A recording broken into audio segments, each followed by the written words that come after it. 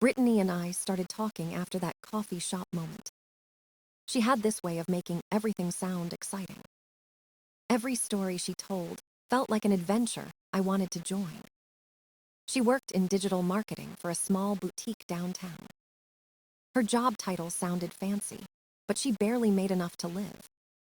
Still, she carried herself like she was meant for something bigger. I admired that confidence, even when it felt unrealistic. She talked about her dreams, and I wanted to help her reach them. Our dates were simple at first: long walks, take-out dinners, late talks. I loved her laugh, how she'd tilt her head when teasing me. I didn't care that I always paid for everything.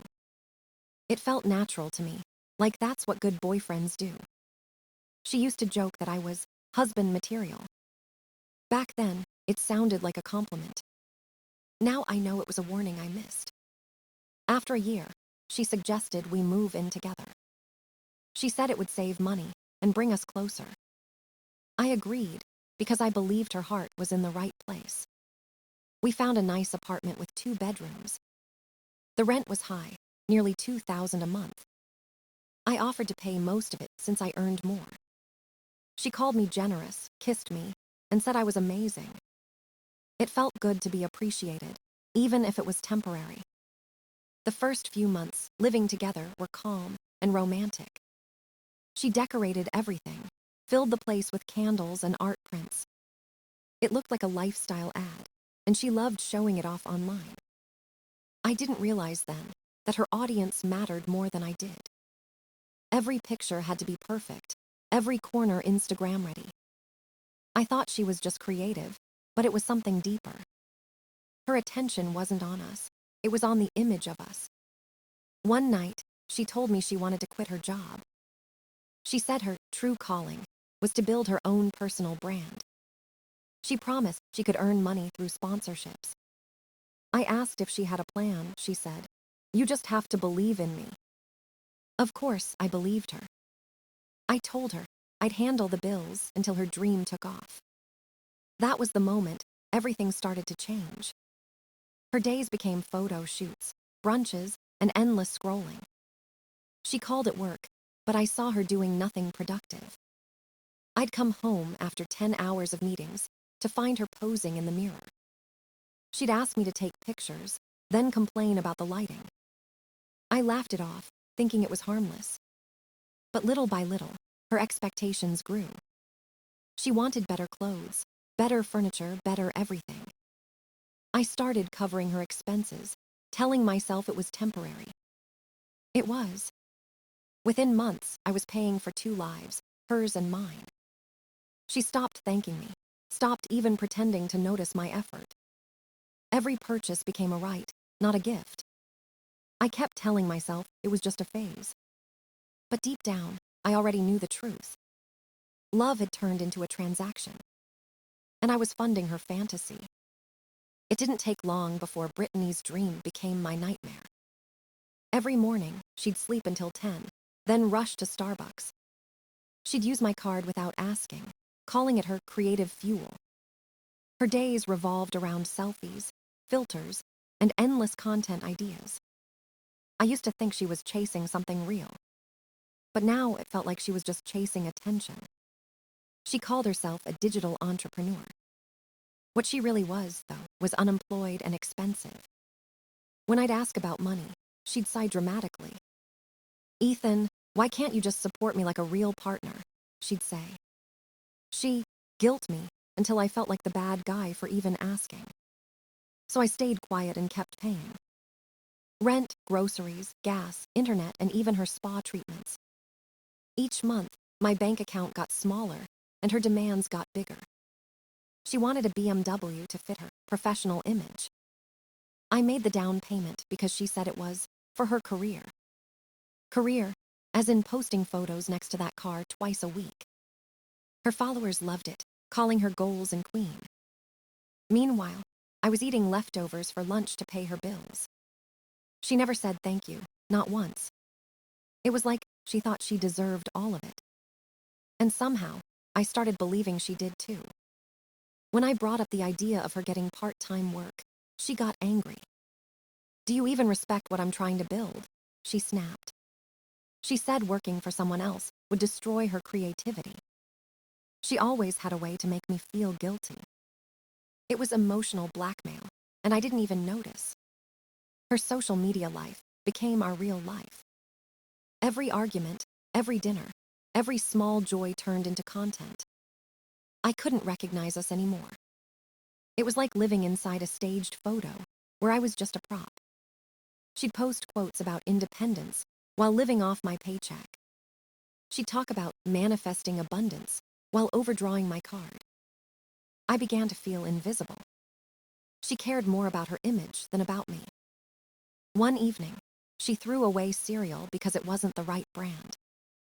She said it didn't match her aesthetic.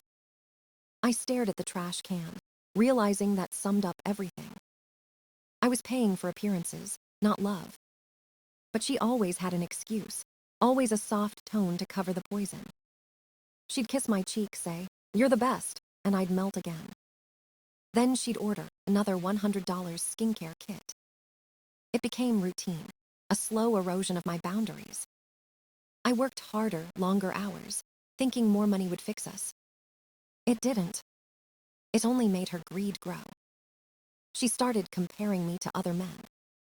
Madison's boyfriend just bought her a Tesla, she'd say casually. It hurt, but I stayed quiet. I told myself she just wanted to feel secure.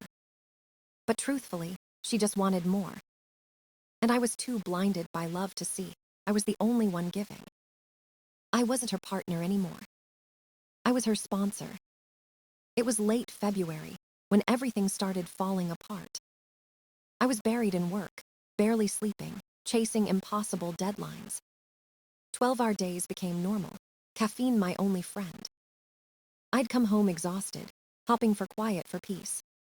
Instead, I'd find Brittany dressing up for another night out. One evening, I walked in to see her in a new designer dress. She looked at me and said, "Perfect timing, I need $180. No greeting, no question, just a demand. I asked what it was for, and she rolled her eyes. It's girls' night. Madison got promoted, don't be cheap. The word cheap hit harder than I expected. I had been working myself sick to pay for everything. She didn't care. I gave her the money because I was too tired to argue. That night, she came home at 2 a.m, drunk and loud. When I asked her to be quiet, she laughed. "Stop acting like an old man," she said before slamming the door. The next morning, I looked at myself in the mirror. I didn't recognize the person staring back. I wasn't living, I was surviving. That weekend, my friend Chris invited me to a barbecue. He told me to come alone. I needed the break, so I went. There, I met people who felt real, who laughed without pretense. Chris's girlfriend, Emily, was kind and down to earth. She and Chris worked as a team, shared everything equally. Watching them together made something inside me ache. Chris noticed. Later, he pulled me aside, looked me straight in the eye. "Ethan, are you happy with her?" he asked. I hesitated, then said nothing. He sighed. "Man, she treats you like a human ATM. Everyone sees it." His words hit like a punch to the chest. I wanted to defend her, but I couldn't. Because deep down, I knew he was right. Driving home that night, the silence was heavy. I walked into the apartment, and there she was. Brittany sat on the couch surrounded by shopping bags. I asked, "How much did you spend today?" She shrugged. "Not much, just a few things I needed." There were bags from Sephora, Zara, and other boutiques. I said, "We need to start budgeting." She laughed. "Your budget, you mean? I'm not living like a broke student." I stayed calm and said, "I'm the only one paying for everything." She shot back. "If you made more money, this wouldn't be a problem." That was it. I snapped. "Maybe you should find someone who can actually afford you." Her face froze, and for once she had nothing to say. She whispered, "Maybe I will." I nodded. "Good luck with that." The air between us turned cold, final. That night, for the first time, I didn't apologize. I didn't chase after her or try to fix it. I just sat in the quiet and let the truth sink in. The love I'd been holding onto was already gone. And I finally had the courage to admit it. The morning after that fight, the silence felt heavier than ever. Brittany didn't speak to me, and honestly, I didn't care anymore. While she was out taking pictures for her content, I made a decision. I called a recruiter who had been chasing me for months. There was a new company offering a senior position and better pay. $115,000 a year, plus bonuses and a company car. Before that night, I would have turned it down for her sake. She always said I worked too much and never spent enough time with her. But that day, I realized the truth. She didn't want time, she wanted control. So I said yes to the new job. It felt like breathing fresh air after years underwater. Next, I looked for a new apartment. A one-bedroom loft near the city center. Modern, quiet, and mine alone. I started moving things, little by little while she wasn't home. She was too busy posting selfies to notice boxes disappearing.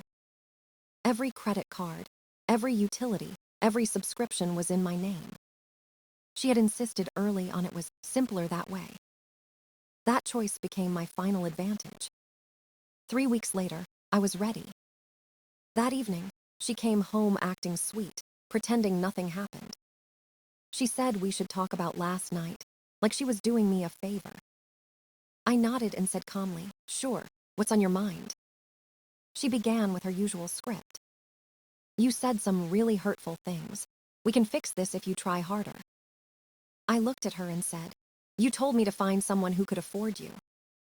She blinked. I didn't mean it. I smiled slightly. Good, because I already did, myself. Her face fell. "I'm moving out, Brittany. I found a new place. I'll be gone by the end of the month." She froze, confusion written all over her face. "You can't just leave. We have a lease together."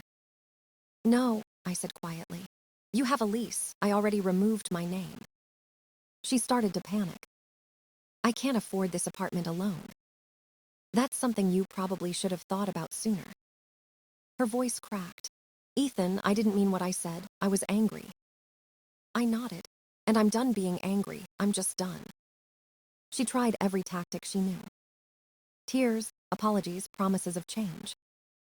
I'd heard them all before. But this time, they meant nothing. When I told her she had until the end of the month, she broke down completely. She screamed that I was cruel, that I was abandoning her. But I didn't raise my voice once.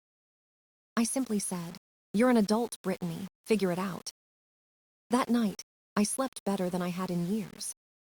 No arguments, no guilt, no weight on my chest. Just silence and peace. And as I drifted off, I realized something simple. Walking away wasn't losing her. It was finally finding myself again. 4 months passed after I walked away from that apartment. My life became quiet, focused, and finally my own. The new job was everything I hoped for and more. I worked hard, but it felt rewarding this time. My ideas mattered, my efforts were recognized, and I got promoted early. The raise came faster than expected, along with real respect. I rented a downtown loft close to the office. It was small but modern, with sunlight pouring through wide windows. Every corner was mine, untouched by her chaos. I could breathe again. No staged photos, no fake smiles, no empty drama. I started rock climbing again, joined weekend hiking trips. I reconnected with friends I hadn't seen in years. They told me I looked different, lighter, happier. And they were right. For the first time in a long time, I felt free. Meanwhile, word about Brittany started making its way back to me. Through mutual friends, I heard pieces of her downfall.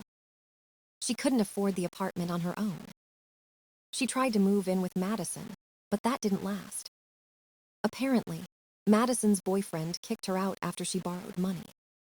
She moved back to her parents' place, but they had rules. They told her she needed a steady job to stay. So she ended up renting a tiny room with strangers.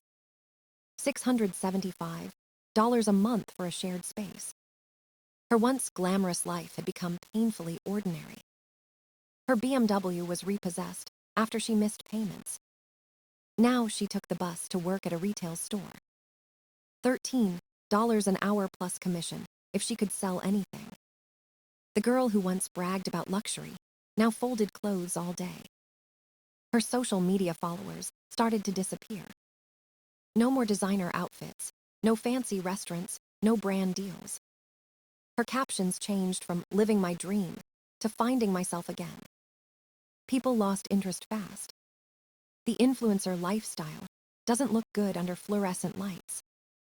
Her posts became desperate, full of forced positivity. It was strange hearing about her through whispers and updates. I didn't feel angry anymore, just detached. It was like watching a movie I had already seen. Sometimes karma doesn't need revenge. It just lets people live long enough to see themselves clearly. Friends asked if I felt sorry for her. I didn't. She had every chance to choose differently. She chose ego, greed, and illusion instead. And now, she was paying for it in full. I used to imagine what closure would feel like. But as I sat in my clean apartment, cooking dinner alone, I realized it. Closure wasn't something she could give me. It was peace, earned quietly through letting go. I didn't need an apology or a final scene. Her life had written its own ending. And I was already living my sequel. It was a quiet Saturday when my phone rang with an unknown number. I almost ignored it, but something made me answer. "Ethan, it's Brittany," the voice said, soft and uncertain. For a second, I didn't recognize it. She sounded smaller, fragile, nothing like the woman I once knew. She asked if we could meet for coffee, said she needed to talk. I hesitated but agreed, maybe out of curiosity. We met at the same Starbucks where everything began. It felt poetic in a cruel sort of way. When she walked in, I barely recognized her. Her hair was dull, dyed unevenly, her clothes plain and tired. The confidence she used to wear like armor was gone. She smiled weakly and said, "You look good." I nodded and replied, "You too," though it wasn't true. We sat down with our drinks, both unsure where to start. She took a deep breath and launched into her speech. "I owe you an apology," she said, voice trembling. "I was selfish, entitled, and I treated you terribly." I watched her carefully, searching for sincerity. She continued, "I didn't realize how lucky I was to have you. I took advantage of you because I thought you'd never leave." I stayed quiet and let her speak. Her eyes filled with tears as she talked about her life now. She said her job was exhausting and her roommates were awful. She said she was learning humility, learning to survive. Then she looked at me and whispered, "Maybe we could try again." "I've changed, Ethan. I'm not the same person anymore." I looked at her for a long time before answering. "No," I said softly. She blinked like she didn't understand. "No," she repeated. "You haven't changed," I said. "You're just broke now." Her lips trembled, and her eyes widened with disbelief. "That's not fair," she said, trying to hold back tears. I nodded slowly. "You're right, fair would have been 3 years ago." She started crying, the kind of crying that shakes your shoulders. She said she loved me, that she always had. I told her, "You loved what I could give you, not me." She begged, promised to do better, said she'd pay for everything. But I wasn't angry anymore. I was just done. "Brittany," I said, "my life is better now, every part of it. I don't need to go backward to prove I've moved on." The words seemed to drain the last bit of fight out of her.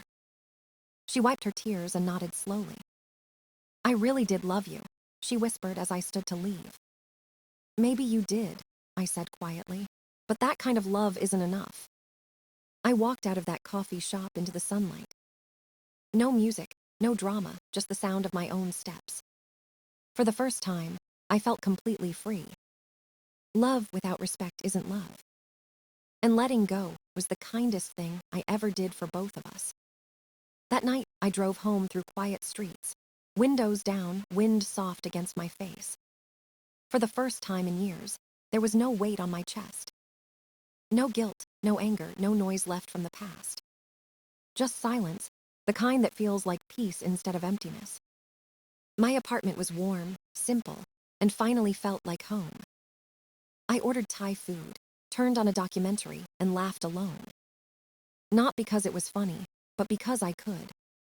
I thought about how love can blind you when you confuse it with obligation. I thought about how sometimes losing someone is the only way to find yourself.